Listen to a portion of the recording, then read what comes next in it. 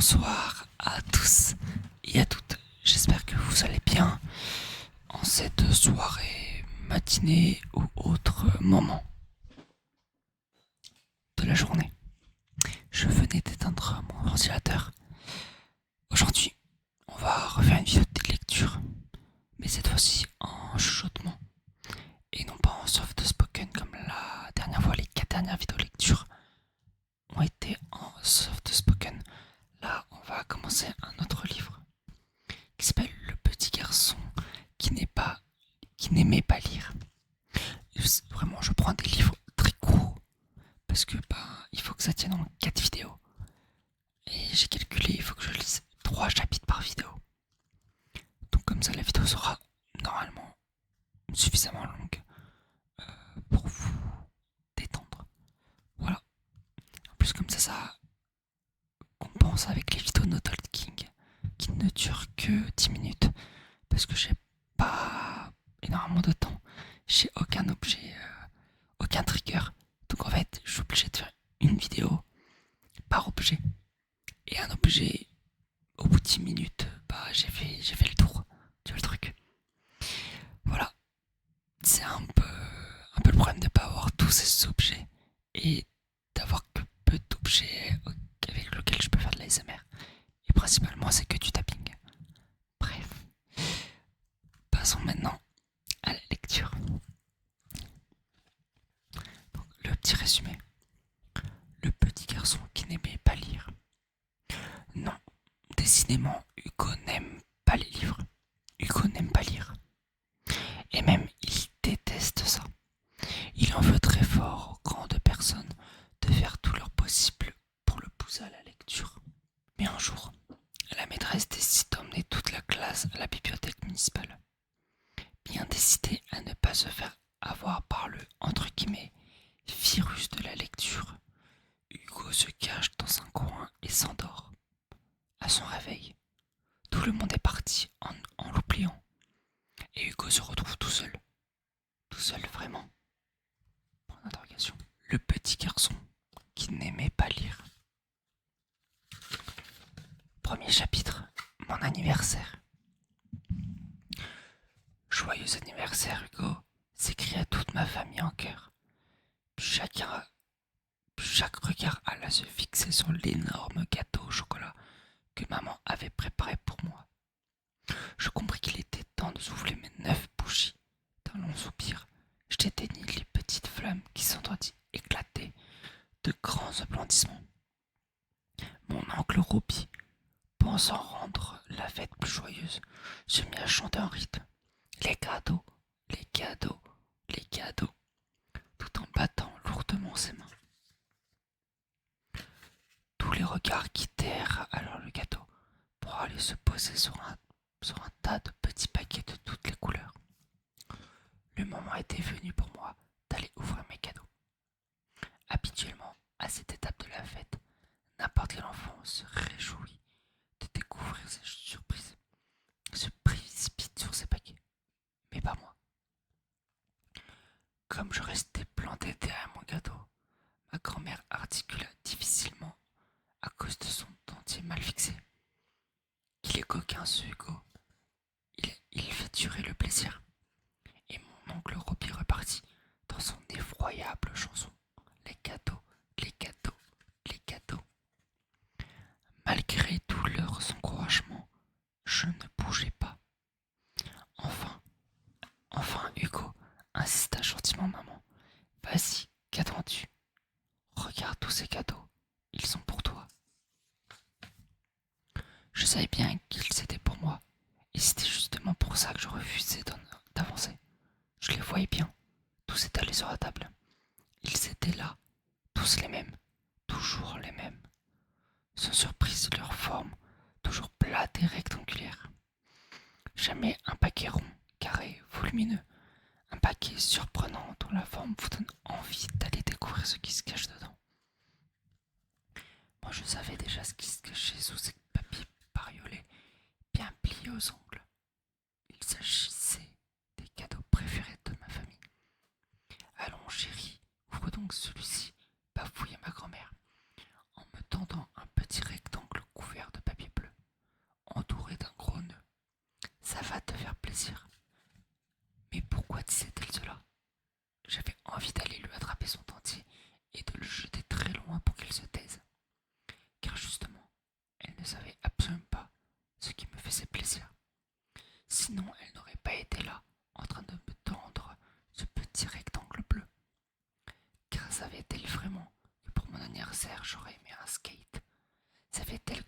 hélicoptère télécommandé. J'avais de nombreuses idées pour mon anniversaire, plus qu'elle n'aurait pu m'en offrir. Mais elle était là, me tendant ce paquet plat et fin qui ne ressemblait à rien de ce qui me faisait réellement plaisir. Petit coquin, poursuivit-elle en me fixant de ses énormes yeux déformés par ses grosses lunettes, devant les regards pressants de chaque membre de ma famille. Et surtout, devant le sourire d'amour de maman, je n'eus pas d'autre choix que de finir par tendre la main et attraper les cadeaux. Comme les énormes yeux de ma grand-mère me faisaient un peu peur, je me décidai à retirer le papier et à faire apparaître l'objet de tout leur désir. Je découvris alors, avec la même habituelle horreur, qu'il s'agissait encore et toujours d'un livre. Oh, s'exclama papa avec fierté, mais quelle bonne idée! Le tour du monde en 80 jours de Jules Verne. J'ai lu ça à ton âge et j'ai adoré. Tu vas voir, c'est une sacrée histoire d'aventure. Pour leur faire plaisir, j'ai continué à ouvrir mes cadeaux. Un livre, puis un autre livre, et encore un autre livre. Ils n'avaient que ça en tête, tous, m'offrir des livres. Quelle drôle d'idée pour moi qui n'aime pas lire, qui déteste lire. L'épidémie du livre avait touché toute ma famille. Mes oncles, mes tantes, mes cousins et mes propres parents n'avaient que ce mot à la bouche. Un livre. Va donc lire un livre, me disait mon père chaque soir avant de me coucher.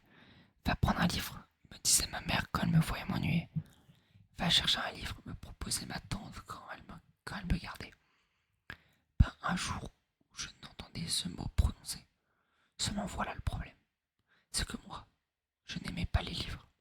Je détestais les livres. Mais comme je ne voulais décevoir personne, et surtout pas ça, et surtout pas voir s'effacer le sourire d'amour de maman, je m'empressais d'aller embrasser tout le monde pour les remercier. Et même ma grand-mère dont je redoutais les bisous baveux. C'est vous dire si je faisais des efforts. Bien entendu, dans les semaines qui suivirent mon anniversaire, je devais faire semblant de lire les livres que j'avais reçus. En réalité, je parcourais les images et tentais de lire quelques mots, par-ci par-là, dans les textes pour essayer d'en comprendre le sens. Parfois même, je glissais un marque-page vers la fin d'un livre, puis le laissais traîner sur la table basse du salon pour leur faire croire. Mais c'est un sacré lecteur que mon petit Hugo, me lançait ma pauvre maman en tombant dans mon piège. Elle me passait alors fièrement la main dans les cheveux. Tu as déjà lu tout ça? Me demande-t-elle en faisant défiler les pages. Comme je la voyais si fière de moi et comme j'aimais tant sentir passer sa main dans mes cheveux, je mentais en hochant la tête tout en lui souriant. Chapitre 2. La bombe. Le plus effroyable de tout cela, c'est que le virus du livre dont ma famille souffrait s'était répandu dans toute la ville. Et l'école, qui ne se trouvait pas loin, n'avait pas été épargnée. Bien au contraire, je crois même que celle qui avait été le plus violemment touchée par ce virus, c'était la maîtresse. Croyez-moi, elle était sévèrement atteinte. Elle était même un des cas les plus préoccupants que je connaissais. Dès qu'un exercice était terminé, elle nous encourageait immédiatement à aller prendre un livre au fond de la classe. Les jours de forte pluie, quand nous ne pouvions sortir dans la cour, elle s'exclamait avec bonheur. Les enfants, vous serez autorisés durant le temps de récréation à aller lire des livres dans la bibliothèque de l'école. Les filles sautaient aussitôt de joie à cette annonce. Moi, comme j'aimais bien les filles, je sautais aussi et faisais semblant de me réjouir pour pouvoir les accompagner dans la bibliothèque. Mais en réalité, j'avais envie d'aller courir dans les flaques d'eau, faire une partie de foot, jouer au loup, pour le sourire d'amour de ma maman, et même celui de ma grand-mère. C'est vous dire combien j'avais envie de tout, sauf de lire un livre. Une fois à la bibliothèque, quand la maîtresse passait près de moi, Je prenais un air sérieux et concentré, tout en faisant semblant de tourner une page de mon livre. Sur le visage de la maîtresse apparaissait alors le même sourire que celui de maman. Un sourire fier et admiratif. Alors je continue à faire semblant. Le seul qui n'avait pas l'air de croire mes mensonges, c'était mon père. Dès qu'il me voyait avec un livre, il tentait de me tendre des pièges. De quoi parle la page que tu es en train de lire me lançait-il un peu sèchement. J'avais l'impression qu'il savait. Comme il a remarqué que je tardais à répondre, il s'écriait: Ah, j'en étais sûr, tu ne lis pas vraiment. Pourtant, Hugo, il faut lire, lire et encore lire. Quand il me parlait ainsi, c'était comme si son visage se transformait. J'ai l'impression que ses dents devenaient des crocs de vampire, ses doigts qui me pointaient étaient des griffes, et sa bouche semblait immense et molle. Lire, lire, lire. Ces mots résonnaient en moi comme s'ils voulaient m'ensorceler. Lorsque maman entendait les cris de mon père, elle a couru aussitôt. S'il était en train de faire de la cuisine, elle pouvait laisser les steaks brûler dans la poêle. S'il était dans la salle de bain, elle se précipitait à moitié débraillée. S'il était au téléphone avec une amie, elle raccrochait immédiatement. Que se passe-t-il s'écria-t-elle en accourant, pâle comme la lune.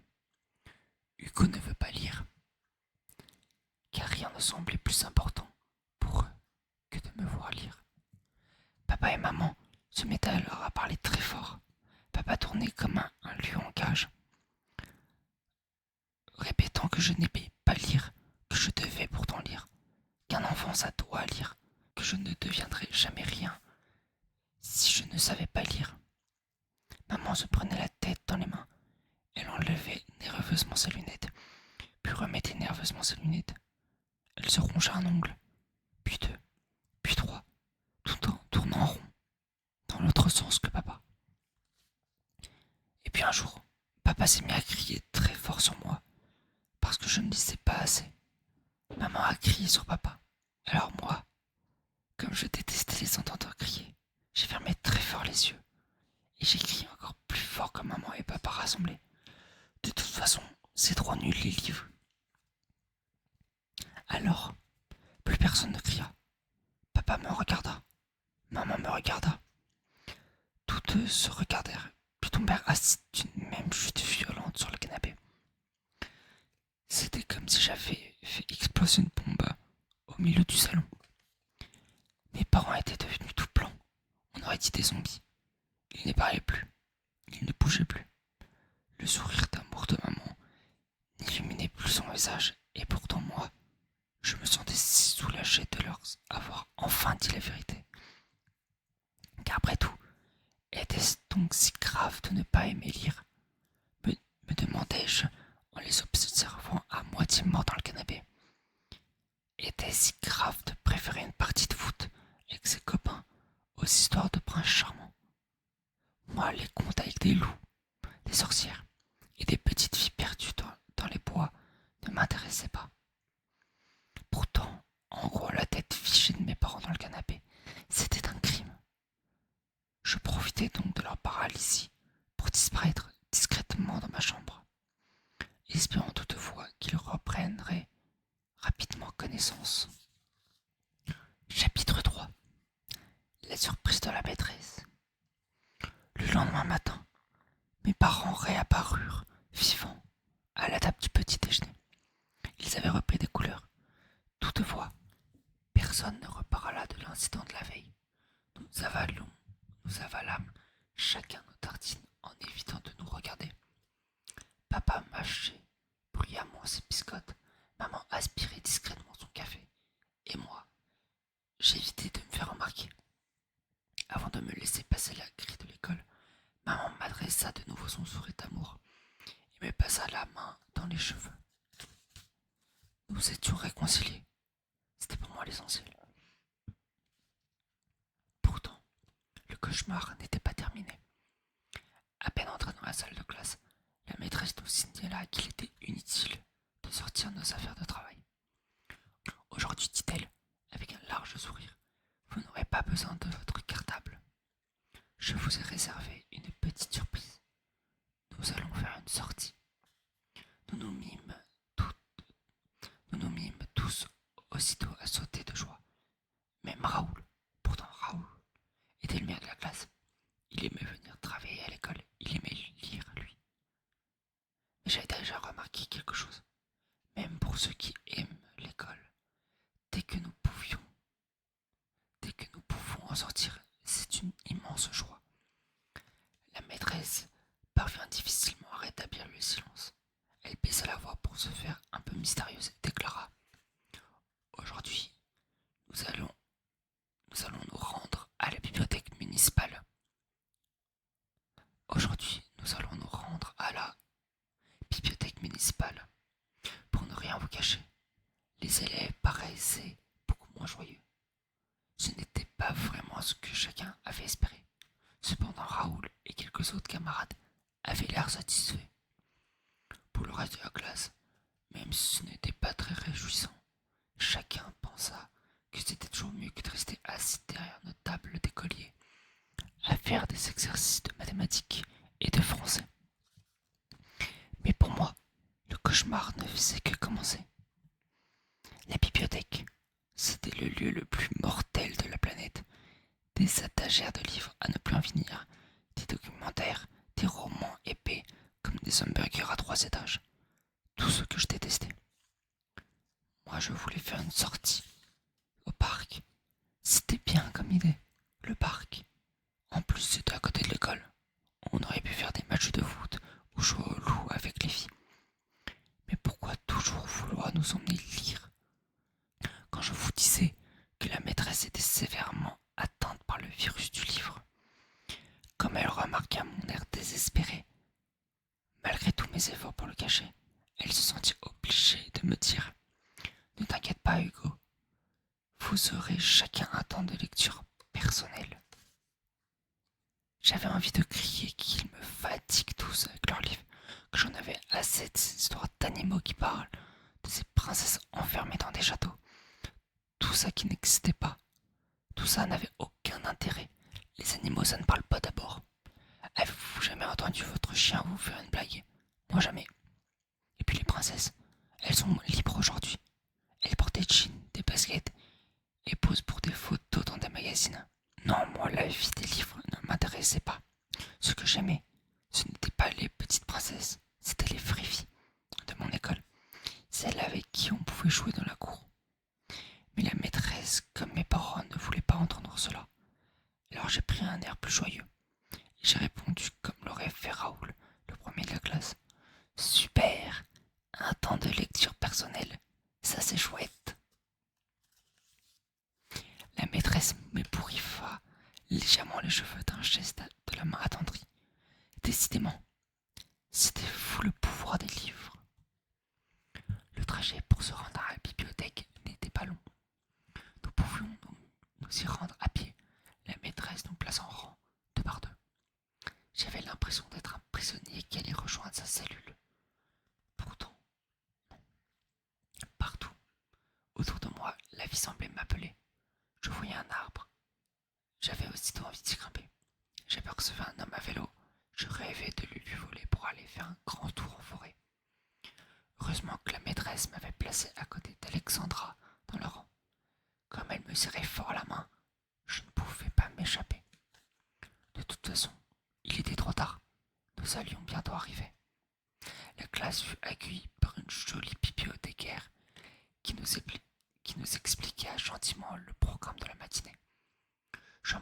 Je remarquai aussitôt, malgré tous ses efforts pour le cacher, qu'elle était, elle aussi, gravement atteinte par le virus du livre. Elle tentait même de nous le transmettre. Des livres, des livres, des livres. Elle n'avait que ce mot à la bouche. Mais il était hors de question que j'attrape son microbe. En tout cas, c'était impossible car même en vivant aux côtés de mes parents et de la maîtresse tous les jours, je n'avais encore jamais été atteint. Ce n'était donc sûrement pas cette petite bibliothécaire qui allait pouvoir me le transmettre comme ça. Mais rapidement, quelque chose m'inquiéta. Je remarquai remarqué qu'autour de moi, certains élèves commençaient à présenter des symptômes inquiétants. Alexandra avait cessé d'écouter la présentation pour s'isoler dans un coin et lire. Cédric, qui n'était pourtant pas de ceux qui restaient calmes, était en train de regarder les rayons des documentaires. Et même Guillaume, la terreur de la classe, avait attrapé une bande dessinée dans un bac. Bien sûr, Raoul était plongé dans un roman épais comme une brique. Mais ça, c'était normal. Si seulement j'avais pu être comme lui, tout aurait été plus simple. Voilà pour les 3 premiers chapitres de ce livre. J'espère que ça vous a plu. Comme début, on continuera vendredi les trois prochains chapitres qui s'appellent donc La rencontre, SOS Princesse perdue et le tremblement de terre. À voir ce que ça nous réserve. J'espère que vous avez passé un bon moment, un agréable moment. Moi je vous dis à tous et à toutes